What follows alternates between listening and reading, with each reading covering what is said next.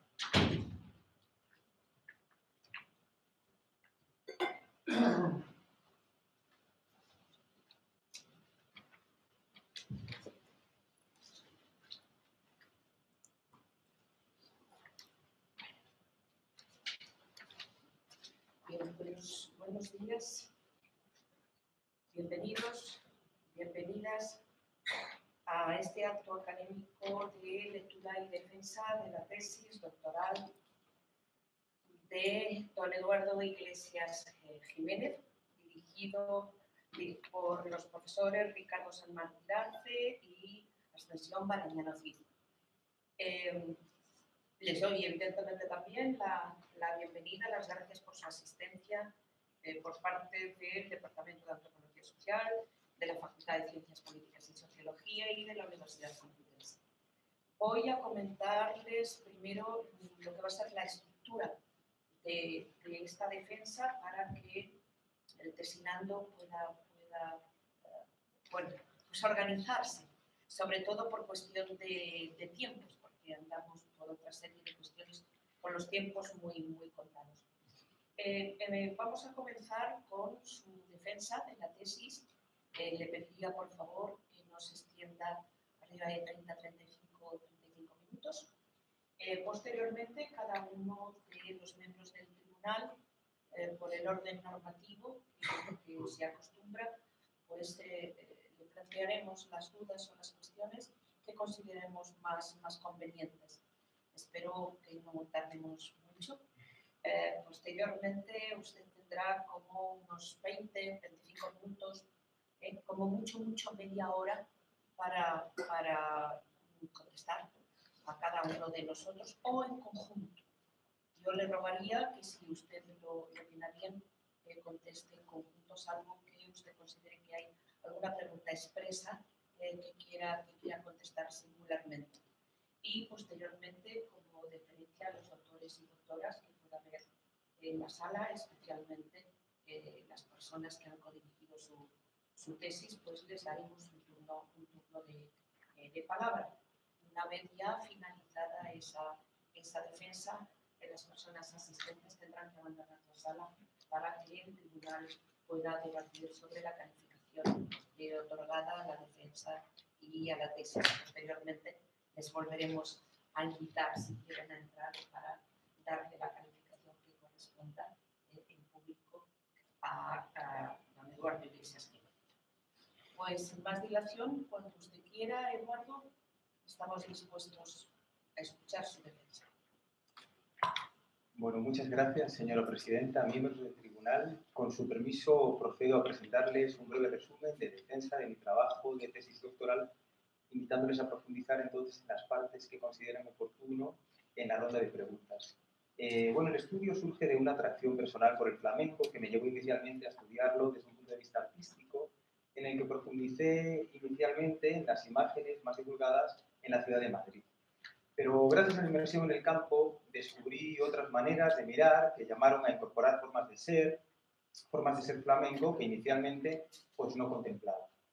La ciudad de Madrid es una gran ciudad llena de gente y de historias distintas de vida, y la convivencia con los flamencos en Madrid me permitió descubrir otras imágenes de otros flamencos, quizás más cosmopolitas o más internacionales, que acudían a la ciudad de Madrid por distintos motivos y que vivían con otras culturas e identidades flamencas. La internacionalización del flamenco, de la que actualmente goza lo flamenco, así como el uso que se está haciendo contemporáneamente de determinados símbolos, no sucede en un momento cualquiera. En el año 2010 se alcanza una de las mayores intervenciones sobre esta cultura flamenca por parte de las conocidas instituciones culturales con su patrimonialización. Y el discurso de la patrimonialización de la cultura, este discurso de la patrimonialización de la cultura divulga una de las imágenes o una de las representaciones más generalizadas que existe sobre lo flamenco, como conjunto de bailes y de cantes organizados por escuelas, con elementos que organizan en base a líneas de consanguineidad, a ambientes característicos, desde posiciones más estructuralistas y estéticas sobre la música, con tradiciones, con autentificaciones, con exotismos, con categorías dicotómicas que más tienen que ver con representaciones metaculturales, como organizaciones de tradición y modernidad, vectores de pureza y difusión bien clasificados, siempre una representación patrimonializante del flamenco que está muy vinculada también a una construcción de una identidad cultural que define a todo un colectivo. Así que con esta imagen, un poco que quizás sea compartida por la mayoría de las personas, me fui al campo, estuve trabajando como un año en distintas zonas de Madrid, y recuerdo un día en particular que volvía para casa en el año 2015, aprovecho este cartel que es del año siguiente, y vi que la Fundación SGAE había promocionado de la mano de las instituciones regionales de Madrid un festival que llamó Flamencos y Mestizos, y había partes de mis informantes, algunos de mis informantes ahí listados, y cuando hablaba con los técnicos que habían organizado el festival, ellos ubicaban como flamencos a algunos y como mestizos a otros. Sin embargo, en todo mi cuaderno de campo y las categorías que yo había ido construyendo, yo ponía como unos a mestizos y otros a flamencos, y no coincidían nuestras lógicas. Mantuvimos una discusión bastante larga, y yo veía cómo ellos iban argumentando claramente sus clasificaciones en base al derecho. Es decir, habían construido un discurso de legitimación en base a determinados parámetros de por qué estos eran flamencos y los otros eran mestizos, por ejemplo, en una conclusión inmediata, no tan flamencos como los verdaderos flamencos. Eso me pareció muy interesante, y en lugar de irme para casa diciendo, joder, Eduardo, otra vez, ya está todo mal, no este ir y venir que hacemos los antropólogos, que tienes que volver a casa y volver a repensar todas las categorías, todo nuevo, el trabajo ya un año perdido, pensamos que, ¿por qué no tiramos de este hilo de la legitimación? ¿Cómo se construyen este tipo de categorías que permiten a la gente tratar la cultura, es decir, una serie de herramientas que nos permiten vivir algo como bastante líquido? ¿Cómo se pueden construir esas bases de legitimación y tener tan claro además quién es flamenco y quién no? Nos empezamos a cuestionar un poco si el flamenco podría decirnos algo de cómo estamos viviendo en la ciudad de Madrid, algo sobre lo contemporáneo y cómo se comunicaban los flamencos con las políticas públicas y privadas que condicionaban sus vidas también, por lo que vemos. Así que para ello desarrollamos todo este trabajo de tesis, una línea de investigación que se planteaba responder a estos objetivos, y, bueno, específicamente nuestra labor era identificar los agentes culturales, identitarios y patrimoniales, tanto individuales y grupales como institucionales. Nos propusimos de construir los mitos del campo científico del saber ordinario, así como definir los procesos de construcción y, finalmente, articular una forma de comunicación de las personas que debían ser los objeto de las políticas públicas y privadas con aquellos que hacían las políticas. Así que toda esa imagen que divulgaba los discursos institucionales basados en la patrimonialización de la cultura, de ese flamenco totalizante, incluso referido como el flamenco, decidimos trabajar el flamenco como una cultura, y para poder también construir grupos identitarios. Y lo primero que hicimos fue dejar de hablar de el flamenco como esa especie de omnicultura que totalizante para hablar de lo flamenco como un campo al que nos íbamos a referir, un campo de prácticas y discursos, un campo social y simbólico que, como toda cultura, es diversa en sí misma. Así que nos vimos en la obligación de empezar a relativizar absolutamente todas las categorías en base a las cuales estaban constituidos los índices de autenticidad, por ejemplo, para transformar los procesos de autentificación. Dejamos de hablar de pureza para hablar de mecanismos de purificación, abandonamos la tradición y modernidad para hablar de procesos de tradicionalización, artistificación, dejamos de hablar de identidades para compartir un poco y visibilizar la dimensión privada subjetivante del objetivo, como dice Lucinenan, por ejemplo, para poder incorporar a todos aquellos que se sentían flamencos en comunidades donde todavía no estaban visibilizados.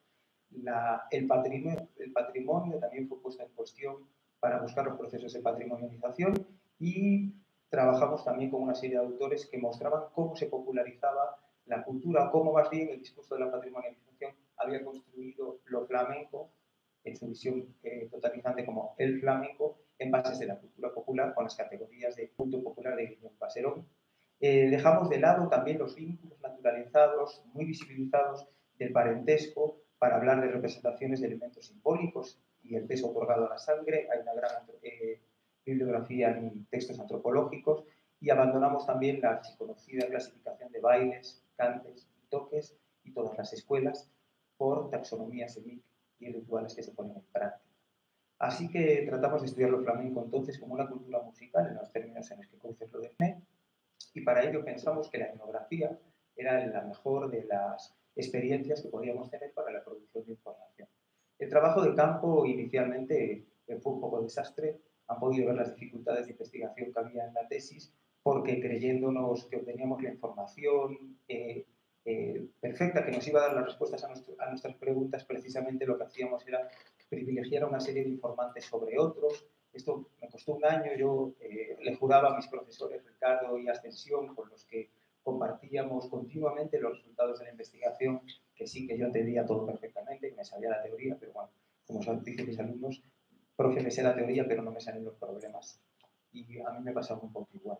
Me costó un año casi que me tiraran del caballo, pero bueno, todo sucedió gracias a la estancia prolongada en el trabajo de campo, una observación participante en una segunda fase, descrita como una segunda fase del proyecto, en el que hubo una inversión cultural en la que me fui planificando, me matriculé en clases de baile, de cante, de palmas, empecé a convivir con ellos, a salir de copas con ellos, lo que es un poco la convivencia. Eso me permitió acceder a determinados sujetos a los que antes no había tenido acceso, porque no los contemplaba siquiera como que fueran flamencos.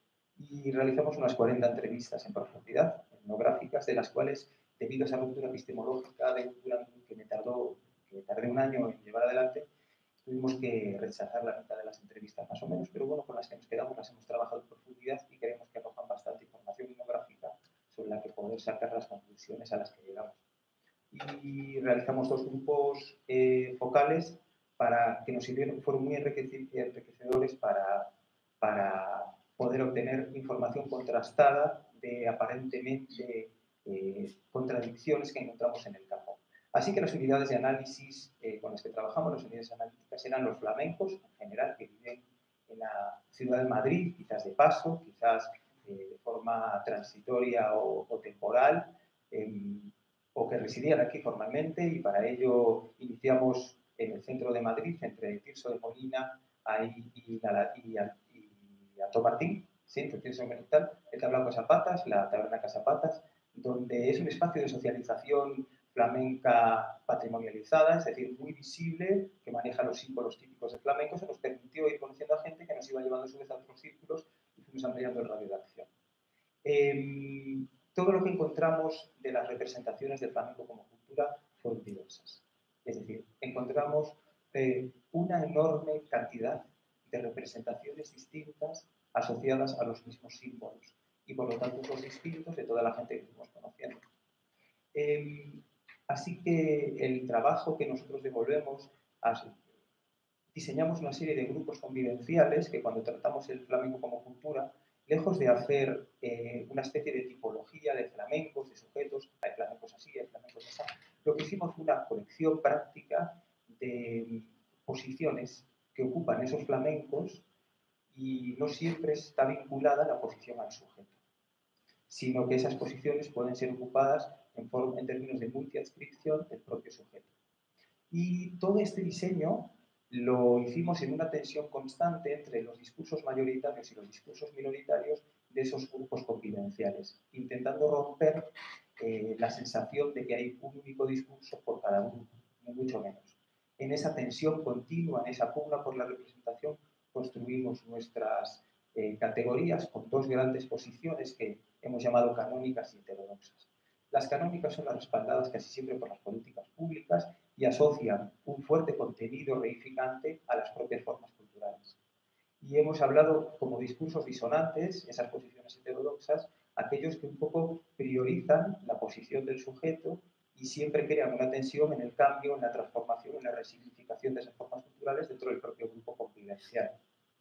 Así que en un discurso o en una pugna de mayorías y minorías hemos organizado a los intérpretes y a los comunes como posiciones complementarias, no siempre diacríticas, porque pueden ser ocupadas por el mismo sujeto en el mismo momento, tal y como aparece descrito, y hemos tratado de trabajar con las distintas formas de trabajar, a su vez, o de practicar el flamenco que tienen los artistas a la hora de brillarlo.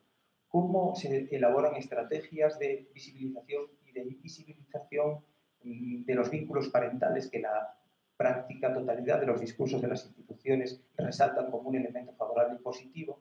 Sin embargo, nuestros flamencos, en algunas ocasiones, por sus trayectorias vitales, elaboraban estrategias de ocultamiento para poder vivir flamencamente de otras formas, y eso les ubicaba en posiciones heterodoxas por parte de los canónicos.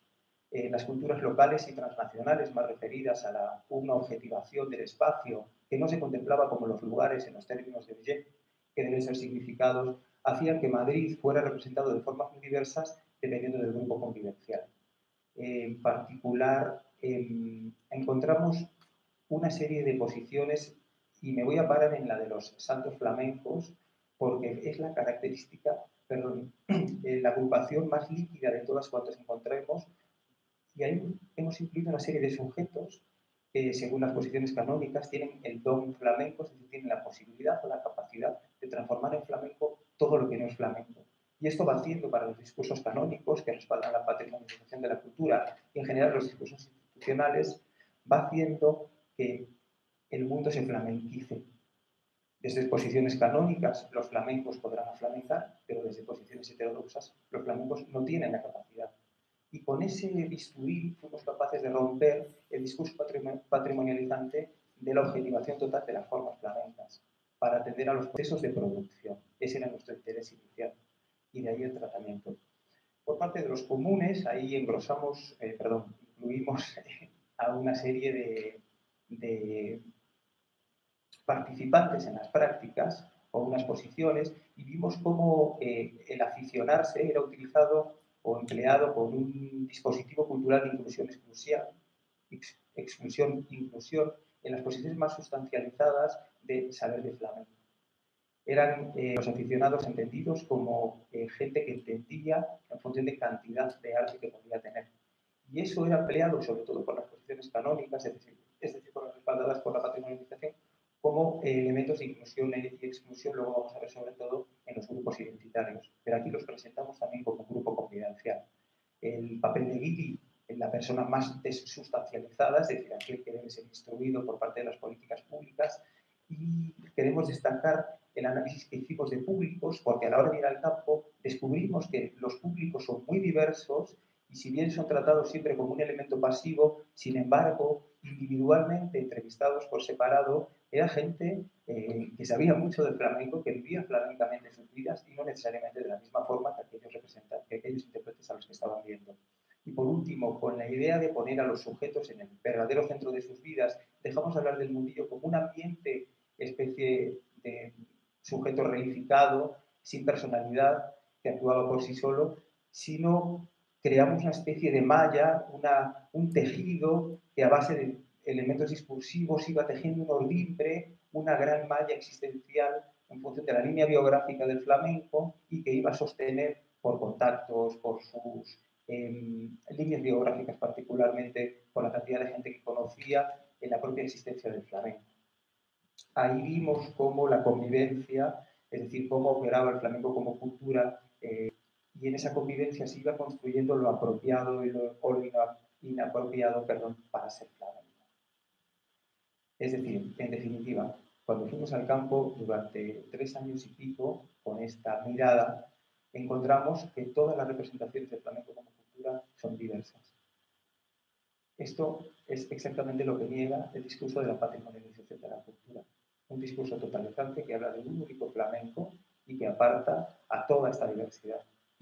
Sin darle ninguna credibilidad a los sujetos creadores y resignificantes en el uso de las formas culturales flamencas, lo que hace es dotar de valores, de los valores políticos, de valores identitarios, económicos y académicos, a las propias formas culturales al margen de sus sujetos. Son entonces las instituciones y los técnicos que se encargan de elaborar esas políticas públicas y privadas los que se encargan de tratar el flamenco como un tesoro que reproduce, enaltece, legitima al Estado como gran institución que lo gestiona siempre en ámbitos de diplomacia cultural, lo que Josep Pie llama soft power, elementos de poder blando, y fuimos capaces de encontrar y de describir cómo todos los organismos de distintos niveles administrativos se articulan y crean esas líneas de capilaridad por las cuales el poder gotea institucionalmente.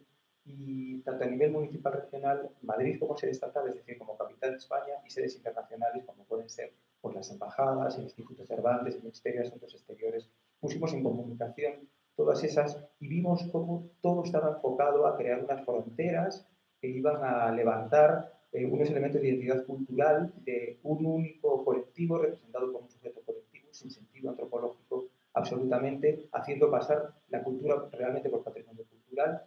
Con esas visiones sustancializadas de cultura, creaban bordes culturales y levantaban fronteras, además, cuando querían utilizar el flamenco como un emblema de contraste contra otros discursos que también se estaban siendo desarrollados por otros países. Esto se llevó adelante con un enriquecimiento de las formas culturales para poder ponerlo en una serie de mercados que iba a dar otra serie de valores también identitarios, además de identitarios económicos, como vamos a ver ahora, con la exotización de las multiculturalidades en el discurso de las world music, que es sobre todo por donde está creciendo el flamenco, ¿verdad? Los valores económicos, bueno, hemos desarrollado todo una descripción del mercado en el que se intercambian los bienes y servicios en los que se han transformado más bien las formas flamencas en productos flamencos, convirtiendo a la cultura, que es un bien de uso, en un bien de cambio. Y esto tiene lugar sobre todo en el campo del turismo cultural, que es donde ha sido ubicado, tras el discurso de la patrimonialización, particularmente e intensamente en los marcos de desarrollo del país, las representaciones más divulgadas de los flamencos.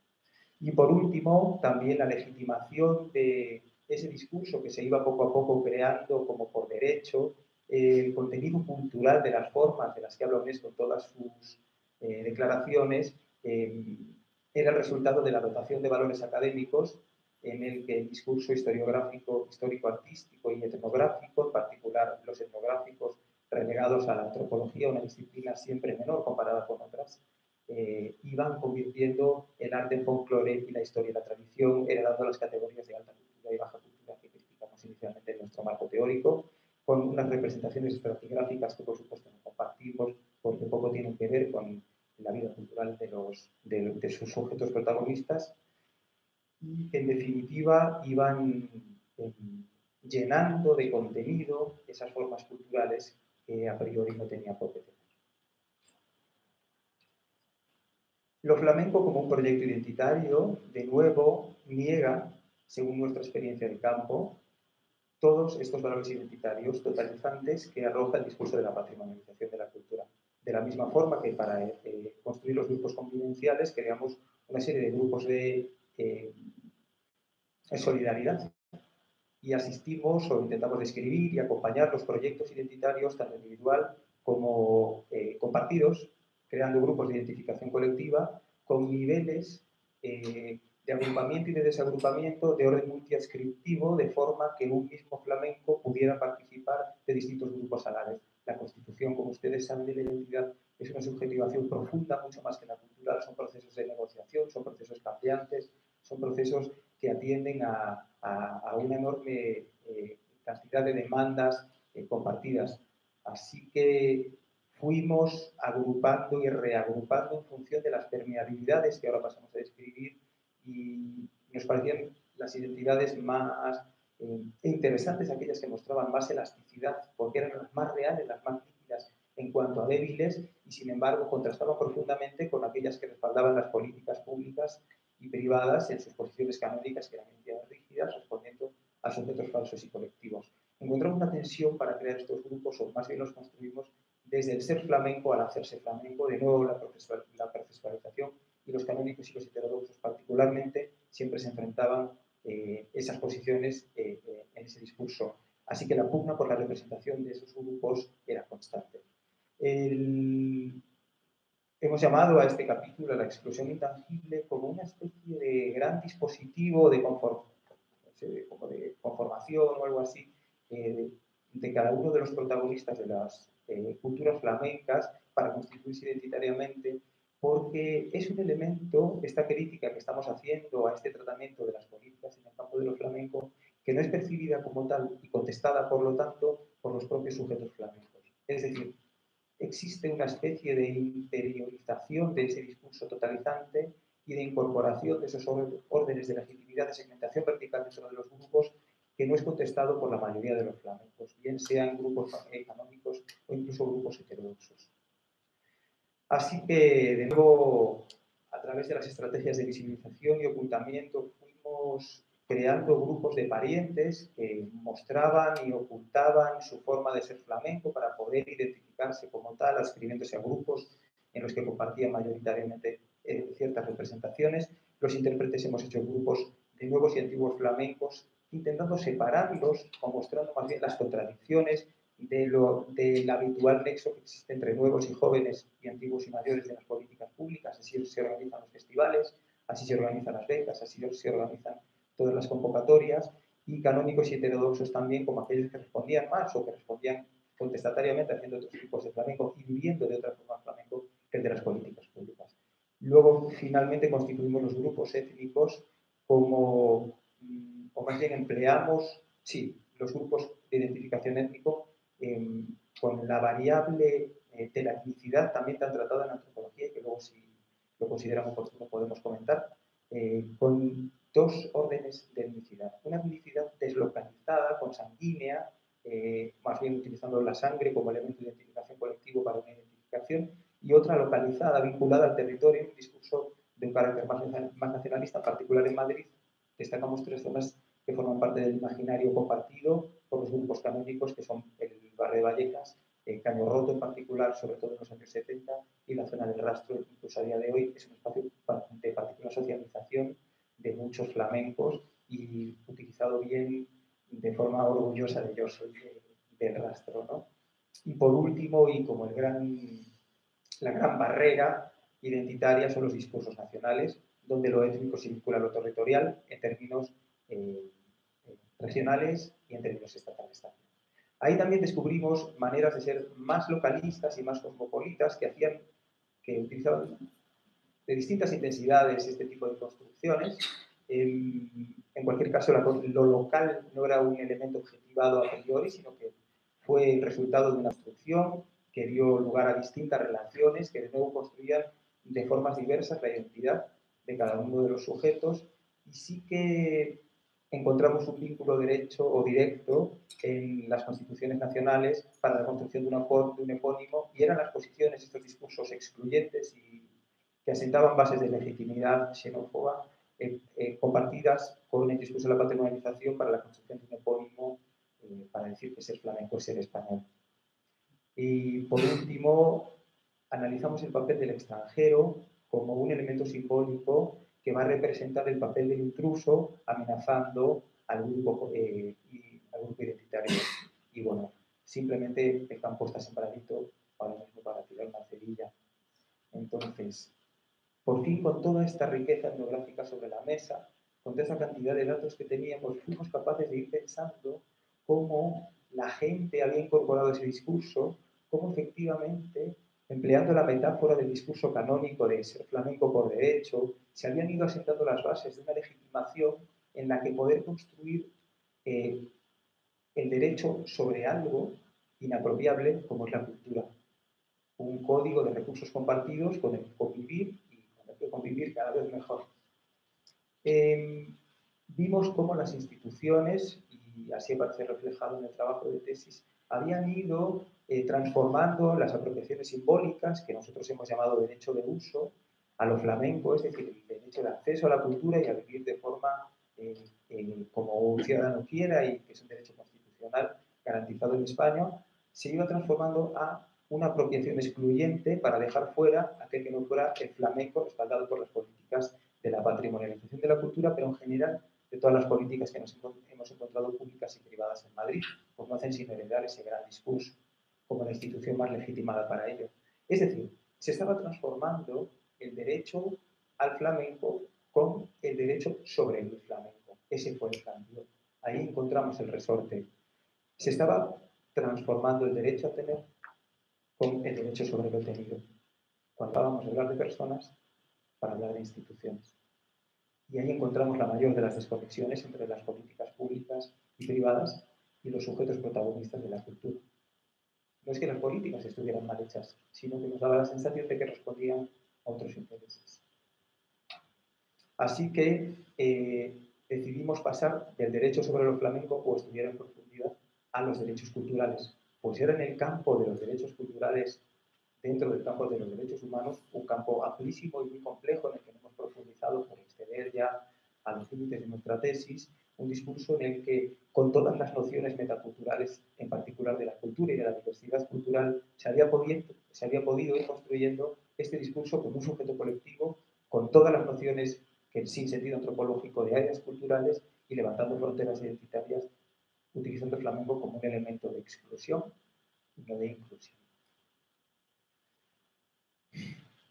Así que, frente a eso, en nuestro trabajo de tesis doctoral, nosotros proponemos un trabajo con los verdaderos protagonistas, habilitar la restitución de la cultura para los protagonistas de lo flamenco, es decir, bueno, la cultura, más bien de los saberes producidos de lo flamenco, y que sean producidos junto a sus verdaderos protagonistas y no por técnicos a los que, o que atienden a otro tipo de intereses, pues porque su trabajo o por lo que sea. Vamos a dejarlo así. Y creyendo que es, por lo tanto, imposible cualquier tipo de intervención sobre la cultura por ser un sinsentido en sí mismo, creemos que la forma de trabajar con este tipo de casos, y esta es nuestra propuesta como antropólogos, es garantizar, en efecto, los derechos de los sujetos de esa cultura a poder vivir como ellos quieran, en base a lo que una persona se ve afectada, que es sus derechos humanos, sus derechos políticos y sus derechos civiles. Y no preocuparse por formas culturales que atienden a otro tipo de intereses. Así que, si el tribunal lo considera oportuno, he hecho dos pequeñas conclusiones que resumen un poco el largo capítulo de conclusiones y procedo a leerlas. Las políticas públicas y privadas de lo flamenco en Madrid, por tanto, reproducen y fomentan el flamenco como un universal cultural y a los flamencos como un sujeto colectivo. Es decir, estamos ante la estereotipación total de lo social y de lo cultural. Esto es, no contemplan la diversidad y cultura de los flamencos. El tratamiento estereotipado de lo flamenco crea, por tanto, desigualdad social en la medida en la que uno se acerque o aleje de dicho estereotipo, sentando las bases para la legitimación de posiciones excluyentes y tendencias que consideramos neorracistas. Al permitir y fomentar la apropiación privada sobre algo común como la cultura, las instituciones implicadas crean órdenes de segmentación vertical intragrupal, exclusiones intergrupales, y legitiman a grupos de flamencos con más derecho que otros a vivir como quieran, como una opción. La apropiación de determinadas élites de los estereotipos culturales e identitarios de lo flamenco conduce a una naturalización de derechos sobre lo flamenco que precisamente aleja a todos los flamencos de sus culturas. Los responsables de los organismos e instituciones implicadas en el diseño y promoción de este tipo de políticas gestionan y reproducen desigualdades que empeoran la convivencia ciudadana. Y lejos de replicar las políticas elaboradas para otros campos también representados como culturales, se proponen diseños específicos mediante producción etnográfica, con la idea de evitar esta desconexión entre las instituciones y las necesidades de la ciudadanía. Así que proponemos un diseño conjunto de políticas públicas y privadas con antropólogos, para habilitar los cauces de restitución de la cultura a sus verdaderos protagonistas y así favorecer su autonomía y garantizar su libertad efectiva para vivir como consideren. Gracias totales. Muchas gracias. Bien, muchísimas gracias por la exposición y por ponerse al tiempo. Pues como decíamos antes, comenzamos ahora con la fase de preguntas por parte del tribunal y vamos a empezar con la secretaria del mismo, la doctora María Gómez. Buenos días. Quiero, en primer lugar, agradecer la invitación para estar aquí. Para mí es un placer. Eduardo, aunque no lo parezca, fue alumno mío. Y desde entonces discutimos asiduamente estos y otros temas. Pero también quiero advertir inicialmente a Eduardo, a mis compañeros del tribunal y a las personas que nos acompañan que yo no soy antropóloga y que además desconfío profundamente del mito de la transdisciplinariedad y la multidisciplinariedad. Llevo muchos años trabajando con geógrafos, con arquitectos, con antropólogos y creo que es imposible renunciar a las gafas disciplinares, a los marcos teóricos, a las miradas y a las formas de investigar que te da tu disciplina, con lo cual es muy complicada la intervención aquí. Aún así, también de esta experiencia personal de trabajar con gente de otras áreas, lo que sí que creo que se produce es que a veces el discurso de otra área de conocimiento te ilumina para repensar de otra manera, desde tus herramientas, cuestiones que trabajas. Pues con esta idea voy a hacer algún comentario que me ha surgido de la lectura del documento. Antes, quiero decir que he realizado una lectura atenta durante el verano, que el documento para mí ha tenido algunas partes muy difíciles de leer, porque era muy ajeno a mi campo disciplinar, y otras, en cambio, muy fáciles y muy interesantes. Creo que el documento muestra la acumulación de trabajo realizado, la rigurosidad en el tratamiento de los temas y yo tengo muchísimas cuestiones que discutir, que lo haré en el futuro.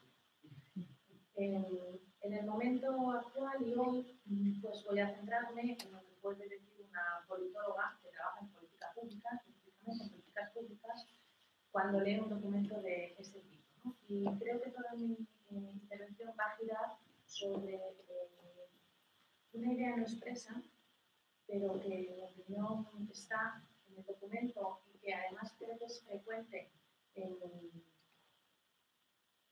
muchas de las reflexiones que escuchamos, que es digamos, la voluntad del Estado para intervenir de determinadas posiciones de una forma homogénea, como si el Estado fuera un sujeto que tiene capacidad de decidir, diseñar y hacer en espacios institucionales y en niveles muy distintos. Y para esto, pues, voy a intentar decir algunas cosas, ¿no?, sobre esta mano ejecutora, ¿no?, del Estado en materia de cultura. En primer lugar, que en general los politólogos, nosotros, las personas que trabajamos en ciencia política, específicamente en políticas públicas, tenemos muy claro que el papel de las instituciones en estados democráticos no es tan preeminente o no lo es de manera estable como se piensa. Digamos que al Estado, a las instituciones en general, se les supone una capacidad que no tienen, ni en términos técnicos, ni en términos estratégicos, ni desde luego en términos de implantación de acciones. Digamos que las instituciones públicas son profundamente limitadas, como sabemos, viendo la nuestra. Además, está otra idea de que no actúan de manera homogénea.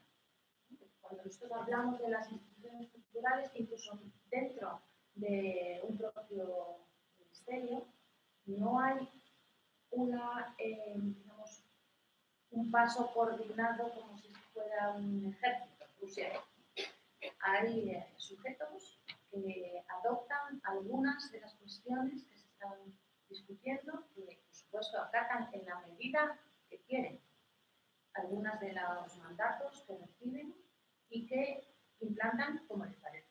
De hecho, uno de los grandes problemas que tienen las políticas públicas está relacionado con esto, que en general los ajenos denominan como descoordinación y que en realidad está describiendo unos problemas mucho más complejos que un tema de falta de coordinación entre personas, ¿no? En realidad, lo que nosotros vemos, trabajamos en políticas públicas en diferentes arenas, que podemos llamar campos o ámbitos, como se quiera, y que en estos siempre encontramos agentes individuales o grupales, encontramos siempre el mercado, Eduardo habla de productores y consumidores, y encontramos los agentes que representan lo colectivo, instituciones, Estado, gobierno, esto ya depende. Pero estos elementos mantienen siempre una posición activa, por supuesto no igual, que no tienen el mismo peso, y no igual en todas las arenas, pero siempre activa y siempre cambiando. Esta sería mi primera idea, ¿no? O sea, mi primera idea es que hay cierta imagen de jerarquía que yo no discutiría. Y que en realidad, cuando se observa lo flamenco, se está observando, en mi opinión, nítidamente la relación entre el poder político, entre el poder económico y la capacidad de los sujetos en un ámbito determinado. Lo que se está observando es este juego de poder entre diferentes elementos. La tesis habla continuamente de políticas públicas. Y aquí me gustaría hacer una segunda llamada de atención. Y es que no todo lo que hacen los estados, no todo lo que hacen los gobiernos son políticas públicas para una politomía. Para nosotros, para mí, las políticas públicas son una herramienta específica, un cauce de acción que combina distintos instrumentos para intentar implantar acciones concretas que tratan de enfrentar problemas o de abrir oportunidades. Esta sería, es verdad que es una definición poco precisa, porque estamos hablando de muchas cosas, pero al menos para nosotros es claro que podemos distinguir una política pública de la política como ámbito de confrontación de ideologías y valores, de discusión sobre qué ideas deben presidir el diseño de las acciones concretas, o como el ámbito institucional más estable, en donde llegan los diferentes decisores con distintas ideas que deciden diseñar las acciones concretas que sí serían las políticas públicas. Y esto tiene algún sentido en relación con la discusión de la tesis. Pues lo tiene, porque yo creo que la tesis a veces está hablando de la ideología que preside el diseño de las acciones y en ocasiones también se está hablando de acciones específicas, de herramientas concretas que se ponen en marcha en relación con las mismas. Yo creo que aquí sería interesante reflexionar o ver esta relación entre las políticas públicas y los instrumentos concretos de acción que las instituciones tienen para intervenir en un campo, que son muy limitados en la realidad, y que uno de ellos es el público, el instrumento estatal por excelencia, porque el Estado tiene la coacción como el único sujeto social con derecho a utilizar, normas se convierte en instrumento coactivo básico, pero que convive con otros instrumentos que salen en el instrumento, las subvenciones, la organización de festivales, la promoción, las escuelas, la formación, que igualmente pueden o no coincidir en la ideología y pueden o no coincidir en la ideología en términos de principios y valores que estructuran la acción y pueden o no coincidir en el tipo de acción que se implanta. Y quiero decir esto porque tiene que ver con la idea anterior, porque al final los que diseñan e implantan políticas públicas son ciudadanos y ciudadanas que trabajan en instituciones desde posiciones muy limitadas en términos de conocimiento, en términos de posibilidades de actuación y en términos de todos los términos pragmáticos, ¿no? En términos económicos. Por eso, estos sujetos que de forma limitada de repente se les encarga diseñar políticas para lo flamenco, acuden a los expertos, acuden a los académicos y acuden a una cuestión que también creo que merecería la pena darle una vuelta, ¿no? en la tesis. Acuden a quien puede. Cuando nosotros hacemos trabajo de campo y preguntas a la gente que está diseñando políticas, ¿con quién has hablado?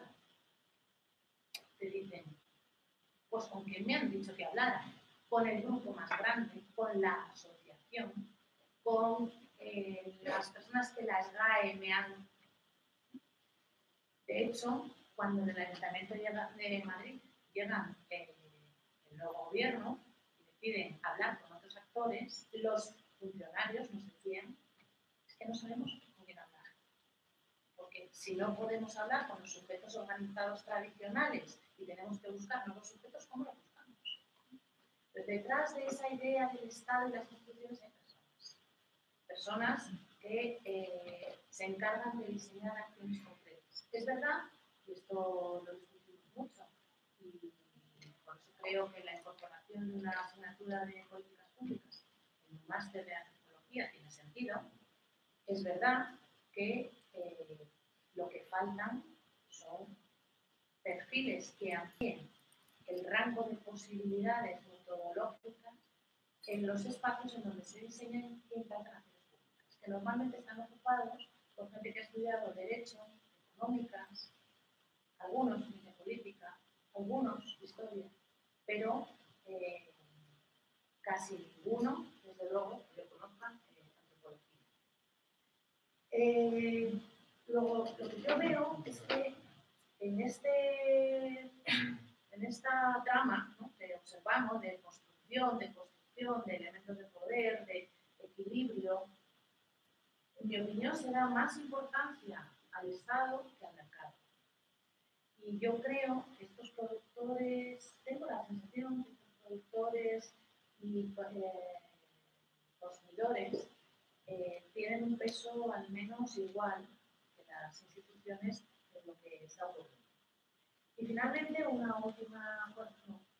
par de ideas. Una idea que es que en realidad cuando estas instituciones públicas, estos ciudadanos que trabajan en estas instituciones públicas, que tienen una parte estable y una parte dinámica, una parte estable muy ligada a una ideología que describe muy bien en la tesis sobre la construcción de los valores del patrimonio, no trabajan igual cuando trabajan en temas de derechos culturales, que hay una referencia jurídica básica de patrimonio cultural o de cultura.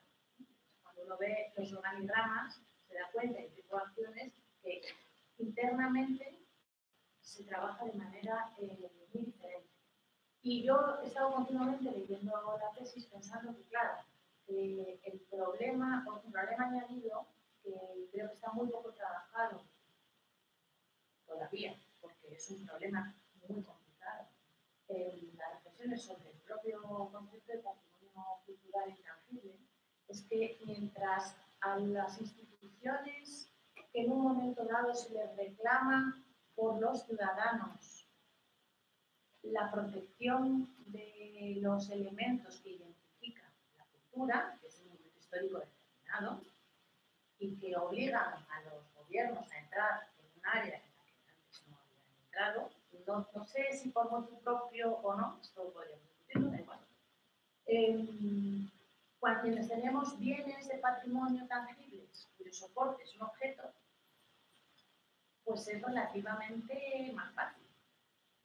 Pero cuando de repente tenemos bienes de patrimonio intangible cuyos soportes son sujetos, pues claro, aparecen todos estos problemas de cómo tratar con elementos de patrimonio intangible que por su propia esencia son cambiantes, pero que el mercado y los ciudadanos, y los consumidores, más que los ciudadanos, precisan algún tipo de categoría que los fije.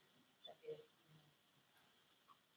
y por último, me encantaría que escribamos un artículo sobre, porque leyendo también la tesis, he pensado muchas veces, hay dos politólogas trabajando en política pública en Estados Unidos muy interesantes que llevan mucho tiempo diciendo el punto de partida de la ciencia política de las políticas públicas es que son las formas de Estado democráticas las que exigen a los gobiernos una acción directa más clara y por tanto sería la democracia la creadora de las políticas públicas, ¿no? O la impulsora de las políticas públicas. Y ellas dicen, nosotros pensamos que son las políticas públicas las creadoras de democracia, porque en las políticas públicas se identifican grupos que tienen derechos o no a ser objeto de la acción pública y que determinan hasta qué punto o no la democracia cubre o no a través de la acción pública a la totalidad de los ciudadanos. Muy cerca de la reflexión que hace, pero desde una posición académica muy distinta.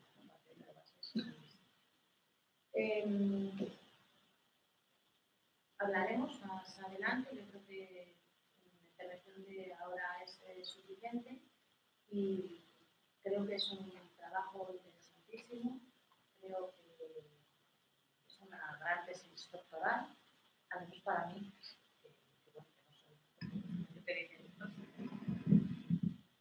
Muy bien, muchas gracias, profesora Velasco. Tiene ahora la palabra.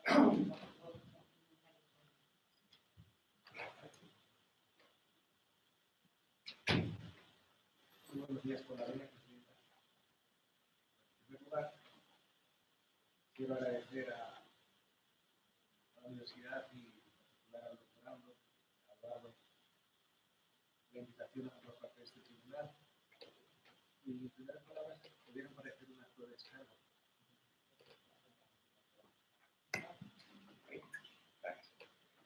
Pudieran parecer un acto de descargo de por qué mi presencia aquí, mi eventual capacidad de legitimidad para estar aquí.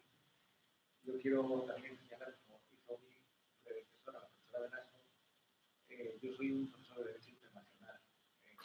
Soy un profesor de Derechos Humanos que trabaja con víctimas de conflictos y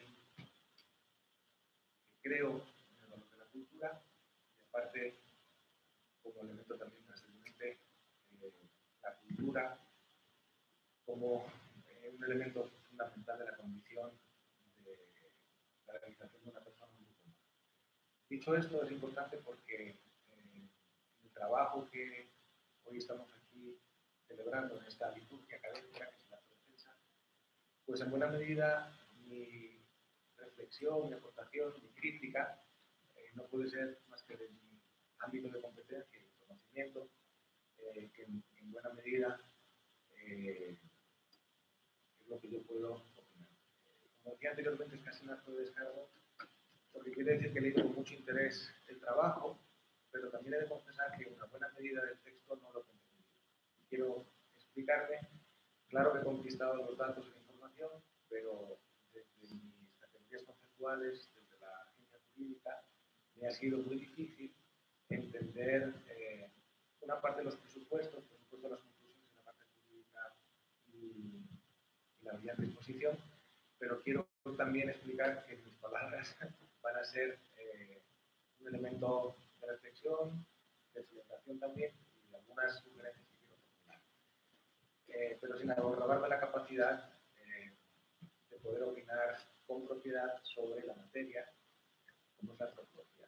Dicho esto, quiero decir algo importante para la antropología, y es, quizás por la tosudez de Eduardo y su existencia, y sobre todo porque es una persona con una ávida curiosidad intelectual, su condición de físico, su doctorado en química, pero también su perfil de músico, nos obligó en un máster que desarrollamos, un máster europeo de Relaciones Internacionales y Derechos Humanos, a introducir la asignatura de Antropología y Derechos Humanos por la insistencia de Eduardo. Yo creo que, no digo que le hagan una placa aquí en la Facultad de Antropología, pero se incorporó después de mucha insistencia y el que avalara el por qué quizás era importante la aproximación de la antropología para nuestro ámbito.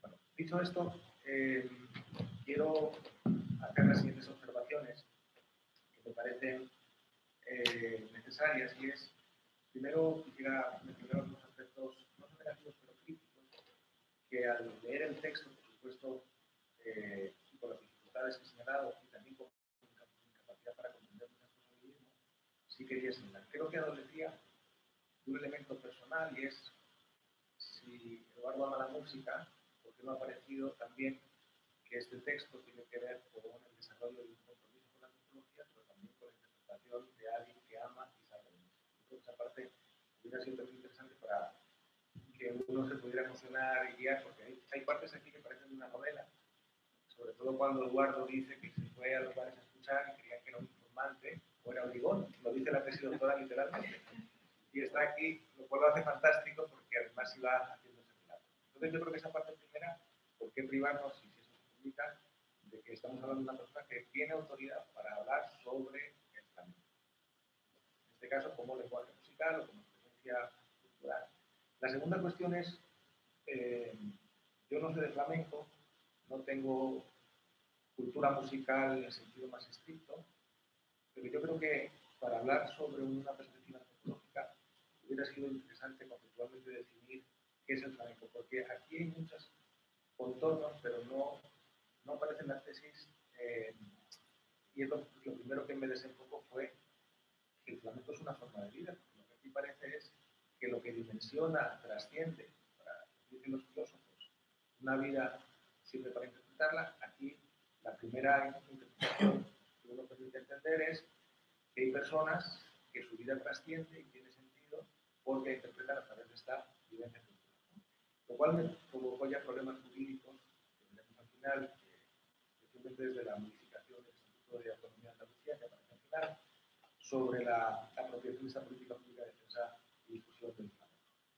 Entonces, esa parte yo creo que es importante porque me suscitó esta duda. Y lo primero que hice al leer la tesis es, bueno, puedo tener una aproximación a lo que significa el flamenco, incluso como madrileño entender esta diversidad étnica con los gitanos, luego los demás barrios de Madrid, etcétera, de haber estado en algunos de los lugares donde se hizo el trabajo de fondo, también por la noche, ¿no? La mayoría de las veces, me suscitó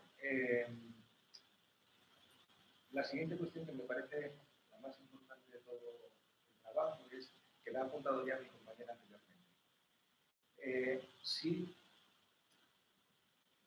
a mí no me gustan los toros, pero yo he leído partes del Cosío, y lo primero que me pregunté es, ese bien inmaterial que se trata de proteger, hay un problema jurídico también, que es la falta de institucionalización de este producto cultural, que parece que hay personas, que parece que hay una tradición, que parece que hay un sustrato intelectual, académico, y hay una ortodoxia, pero yo pensaba, en los toros hay una enciclopedia que asesora y cristaliza un arte, para los que como tal, pero me preguntaba si en el flamenco, que aquí no aparece, si existe una jerarquía, ya sé que estaban los ortodoxos, todo eso, pero si existe una especie de estructura que la palabra es institucional, que permita entender, porque luego vamos a hablar de políticas públicas, y eso hace falta regular un sujeto, por ahí surgen las instituciones. Entonces, la cuestión que apuntó mi compañero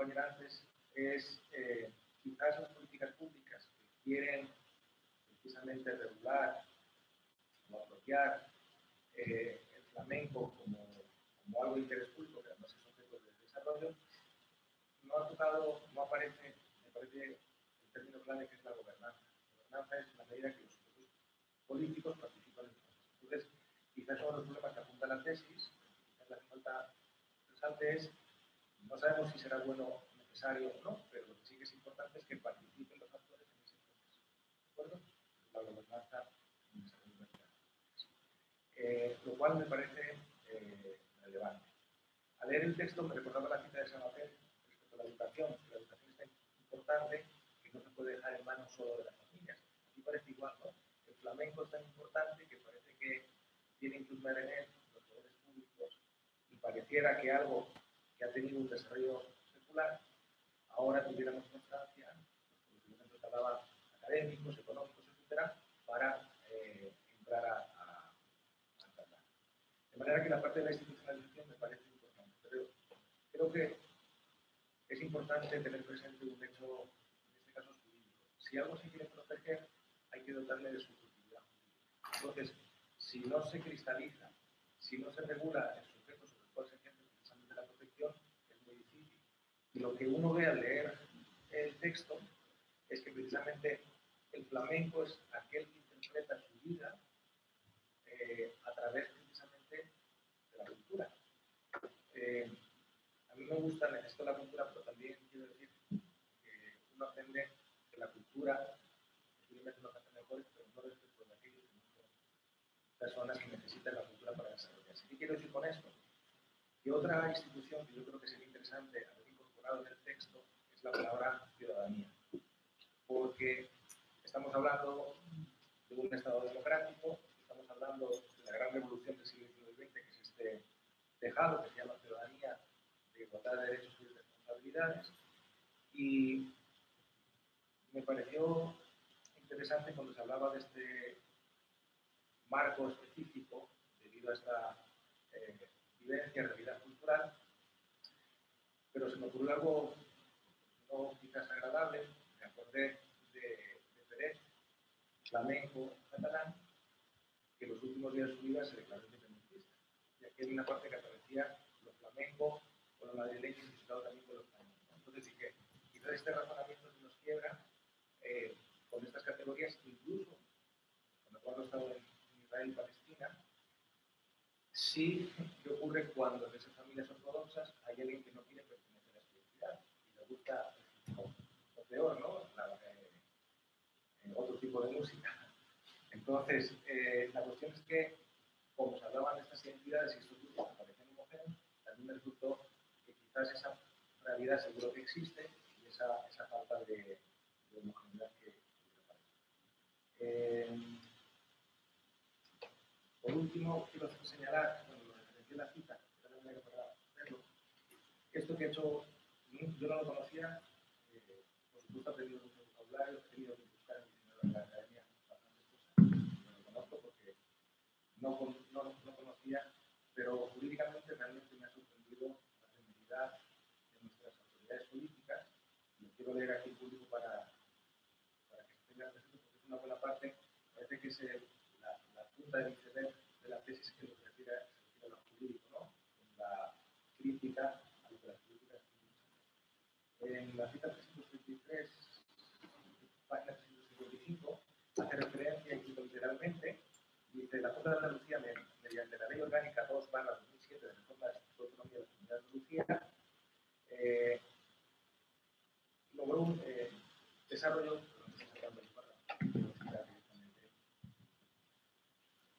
durante el gobierno del señor Rodríguez Zapatero. En el proceso de cambio del Estatuto de Autonomía se incluyó el artículo 68 bajo el título Cultura y Patrimonio, que dice exactamente: corresponde asimismo a la comunidad autónoma la competencia exclusiva, el adjetivo determinante, en materia de conocimiento, conservación, investigación, formación, promoción y difusión del flamenco como elemento singular del patrimonio cultural andaluz. Casi se me cae la tesis al suelo cuando leí esto, que realmente no sé cómo no ha habido protestas, pero el sentido común en este ámbito que desarrolla la tesis. Para concluir,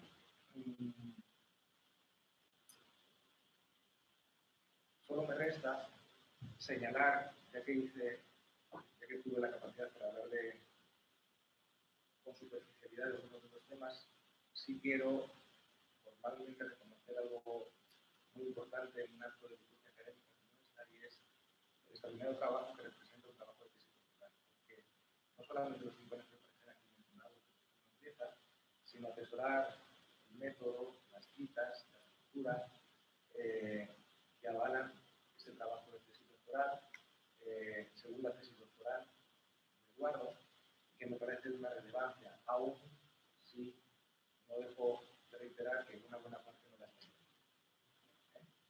Eduardo, muchas gracias por hacerme partícipe de este acto académico. A mí respecta por el Derecho Internacional y Derechos Humanos en estas observaciones que puedo realizar, pero me parece muy interesante, he aprendido mucho, y en esta parte final jurídica, sobre políticas públicas, sobre un elemento claro que es la ausencia de participación de los grupos interesados. Pero si en el turno de preguntas pudiera responder, ya por curiosidad, es si en otras áreas, como puede ser la farmacia, existe una institucionalización, un saber, cómo se acredita este saber imponderado, que ayer hablando con el profesor, lo que dijo como gran marido, y que por ejemplo eso nace en el país y tiene un recorrido, ¿no? Entonces, si existe precisamente una, aunque sea de conocimiento académica, si no existe esa realización de ese saber, de esa tradición, que lo has explicado muy bien, y como las trasladado a categorías conceptuales antropológicas, lo pregunto por curiosidad.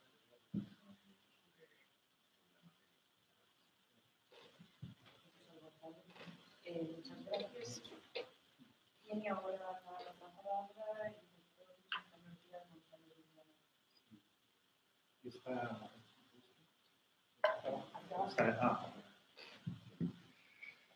Bueno, buenos días. Gracias por la invitación para estar aquí. He estado hace poco también en otro tribunal, en la universidad, que es este campus. Y lo primero que tengo que decir,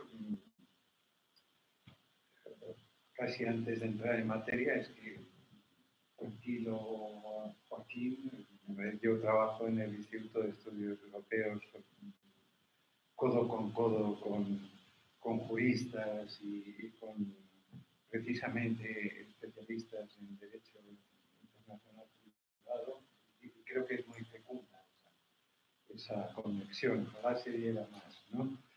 Y por parte de María, que también me ha precedido en las intervenciones, que ha planteado desde el análisis de las políticas culturales preguntas muy antropológicas, que también intentaré referirme en algún momento.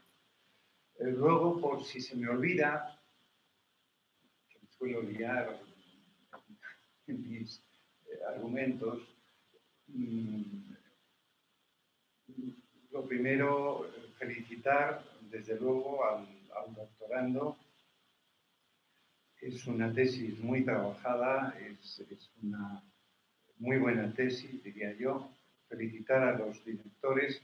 Se nota, no siempre es así, que hay un gran trabajo en común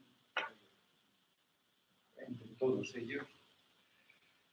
Y no sé si decir aquello ya tan manido y tan viejuno de romper una lanza, pero bueno, decir algo por las circunstancias en las que estamos a propósito de la importancia de este acto, ¿no? Para mí, la lectura de una tesis es uno de los hechos de mayor importancia en el ámbito académico. Es el momento en que se transmite conocimiento, se refrenda un trabajo, se entra en esa cadena de transmisión de saberes de la academia, digamos, pues en otra esfera, en otro ámbito. Y como estamos viviendo lo que estamos viviendo, ¿no? A propósito de máster, de tesis, yo sacaría la siguiente conclusión previa, ¿no? Que las conclusiones son para el final, pero a propósito de lo que es la tesis y lo que es este acto mismo, que quizá nosotros como académicos no damos el valor que tiene a actos como este, que tienen estos actos, y fijaros lo importante que debe ser para otros, ¿no? Que cometen delitos para obtener un título, y nosotros no sabemos ni valorarlo ni nos hacemos valer, ¿no? Bien, es evidente que el poder en este país, político, económico, se ha inmiscuido en todas partes y también en los académicos, dejando pues, estas secuelas tan lamentables. En cuanto a la tesis en sí, ¿no? Voy a ir por partes. Bueno, decía Clifford Geertz, como respuesta a esa pregunta retórica suya de qué hacen los antropólogos escriben. También hacen otras cosas, también hacen audiovisuales hoy en día y muchas cosas más. Pero bueno, está bien, ¿no? Y en concreto una tesis, pues es eso, es un texto, algo que se ha escrito.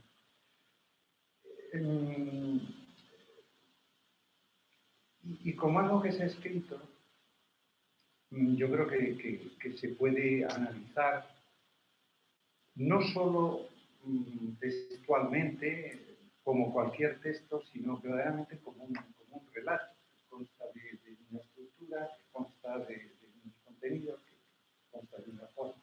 Y es de lo que yo voy a hablar en primerísimo lugar, ¿no?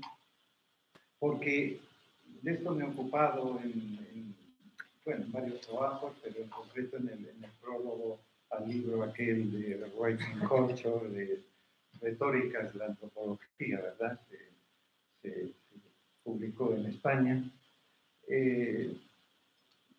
Y hablando también del antropólogo como autor de Guilles, claro, ¿cómo se sitúa el autor? ¿Cómo se ha situado el doctorando ante su trabajo? En este caso puede parecer baladí, otra palabra antigua, pero que a mí me gusta mucho, pero no lo es, ¿no?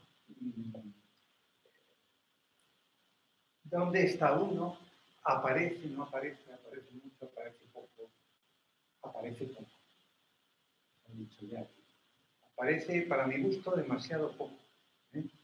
Cuando sus andanzas en esta especie de mala vida nocturna y caótica hubieran sido muy interesantes, pero no solo desde un punto de vista novelesco. Hay muchas novelas empezadas en la tesis que no se llegan a desarrollar, sino por la propia negociación con el medio, que también nos hubiera dado muchos datos y hubiera sido muy interesante. Algo dice cuando menciona pues también las peregrinas cosas que se le piden o se esperan de un antropólogo por ahí, ¿no? Se sabe demasiado poco de lo que hacemos, se sabe casi nada de lo que aportamos. Se ha mencionado aquí, o si he creído entenderlo, debería haber antropólogos en este ámbito de la administración, del otro, no los hay. No es casual.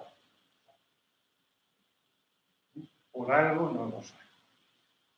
Luego voy a hablar de eso. En cuanto a la estructura, la forma, el contenido. La estructura muy trabajada.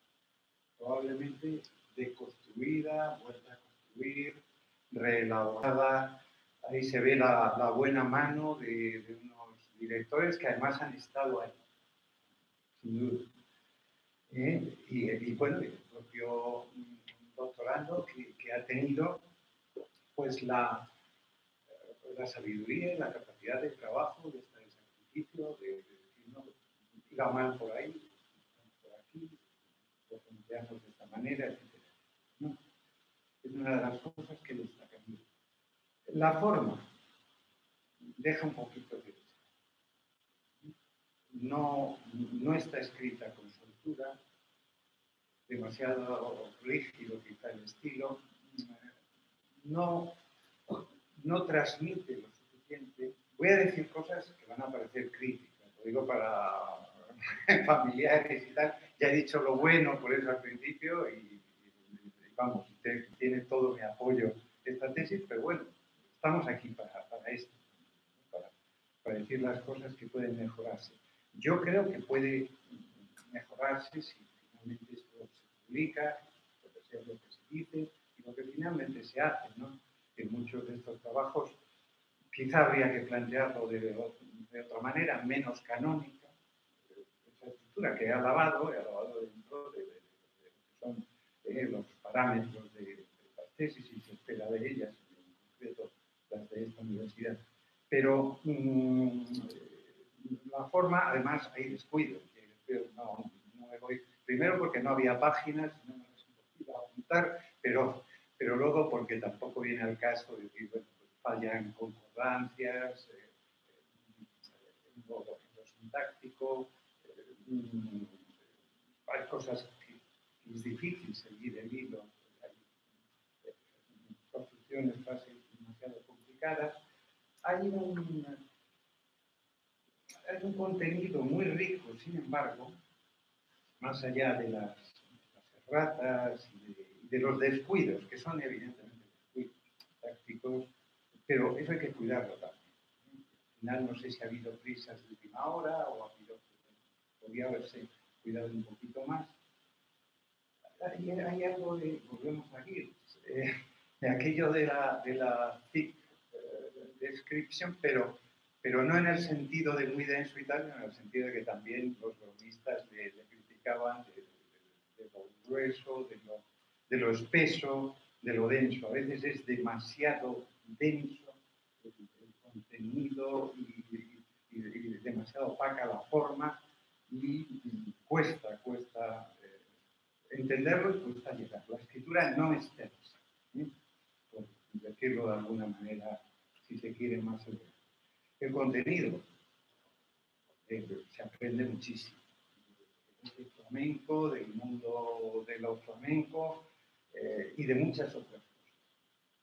En lo musical, efectivamente, yo también he echado en falta más música. ¿No? Más música no en el sentido de las partituras, no una música ambiente, podríamos decir, ¿no? Nos faltan esos ecos